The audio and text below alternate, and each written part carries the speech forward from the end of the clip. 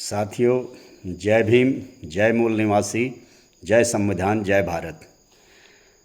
राष्ट्र निर्माता बाबा साहब अम्बेडकर जो श्रृंखला हमने शुरू की है वंचित स्वर यूट्यूब चैनल में, इसमें आपका स्वागत है। आज हम इस श्रृंखला का जो अगला अध्याय है इसे पढ़ेंगे। बाबा साहब अम्बेडकर और महिला सशक्तिकरण। महिला सशक्तिकरण के बारे में बाबा साहब अम्बेडकर का क्या मानना था और उन्होंने इस दिशा में अपने क्या प्रयास किए। इसके जो लेखक हैं वो आनंद श्री कृष्ण हैं। लेखक एक सामाजिक विचारक और साहित्यकार हैं। तो आगे बढ़ते हैं। डॉक्टर भीमराव अम्बेडकर महिलाओं की उन्नति के प्रबल पक्षधर थे। डॉक्टर अम्बेडकर के व्यक्तित्व पर गौतम बुद्ध की शिक्षाओं तथा महात्मा ज्योतिराव फुले के सामाजिक कार्यों का बहुत गहरा प्रभाव था। बुद्ध ने समानता का उपदेश दिया और उसका पालन किया। बुद्ध धम्म मानव इतिहास में ऐसा प्रथम धर्म था जिसने महिलाओं को धर्म दीक्षा का अधिकार दिया, स्त्री पुरुष समानता का उपदेश दिया। महात्मा फुले ने 19वीं शताब्दी में महिलाओं की शिक्षा के लिए ऐतिहासिक कार्य किया था। फुले ने अपनी पत्नी सावित्रीबाई फुले के साथ मिलकर अनेकों कठिनाइयों के बावजूद महिलाओं को शिक्षित करने के लिए महिला विद्यालय स्थापित किए और महिलाओं के बीच शिक्षा का प्रचार प्रसार किया। डॉक्टर अम्बेडकर महात्मा फुले को अपना गुरु मानते थे। अब हमें ये देखना पड़ेगा कैसे ये कड़ियाँ जुड़ी हैं, ये इतिहास कैसे करवट ले रहा है। बुद्ध के बाद फिर फुले के बाद फिर बाबा साहब ने उसको किस तरीके से आगे बढ़ाया है। डॉक्टर अम्बेडकर का मानना था कि किसी भी समाज का मूल्यांकन इस बात से किया जाता है कि उस समाज में महिलाओं की क्या स्थिति है। कालांतर में महिलाओं की स्थिति दयनीय होती गई और उनके लिए शिक्षा के द्वार लगभग बंद कर दिए गए। संविधान प्रारूप समिति का अध्यक्ष डॉक्टर अम्बेडकर को चुना गया था। हमारे संविधान निर्माताओं ने, जिसमें डॉक्टर अम्बेडकर की अहम भूमिका थी, सभी नागरिकों को बराबर का हक दिया है। आज़ाद भारत के पहले कानून मंत्री के रूप में डॉक्टर अम्बेडकर ने महिला सशक्तिकरण के लिए कई कदम उठाए।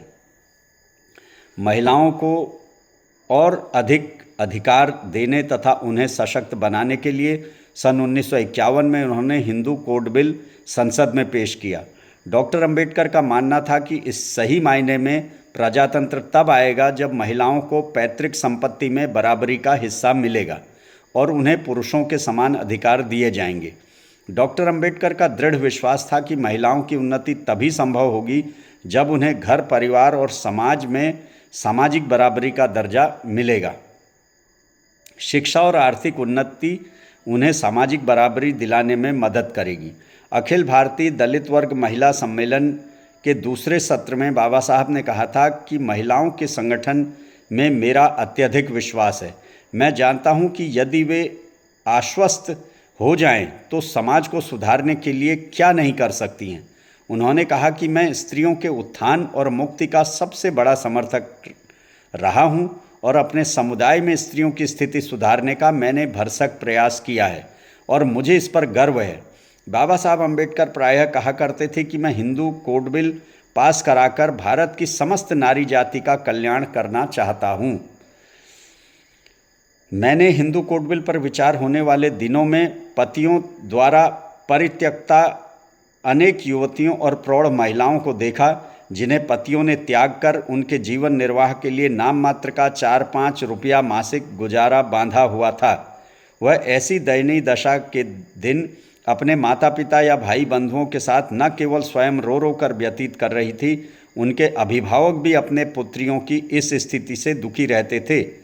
हिंदू कोड बिल के पास हो जाने पर ऐसी दुखित और निरीह महिलाएं कानून के बलबूते पर ऐसे अत्याचारी पतियों से पिंड छुड़ाकर तलाक हासिल कर सकती थीं और जीवन यापन के लिए दूसरा विवाह भी कर सकती थीं।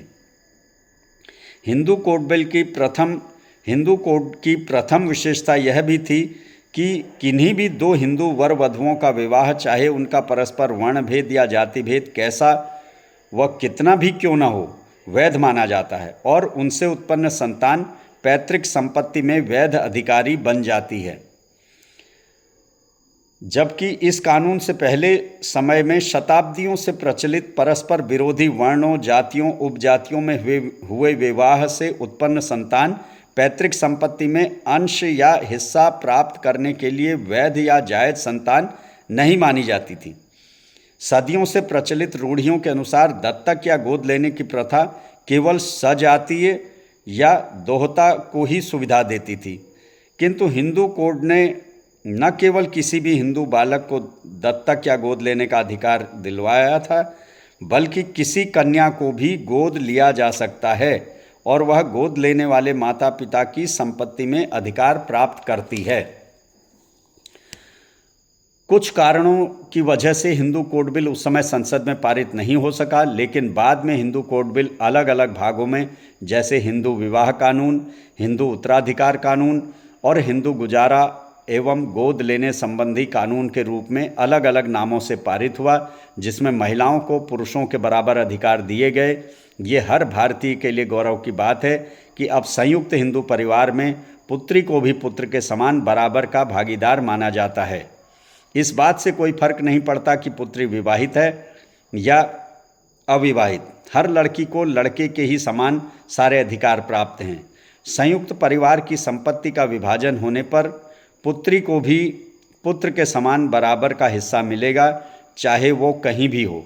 इस तरह महिलाओं को आर्थिक रूप से आत्मनिर्भर बनाने में डॉक्टर अंबेडकर ने बहुत सराहनीय काम किया।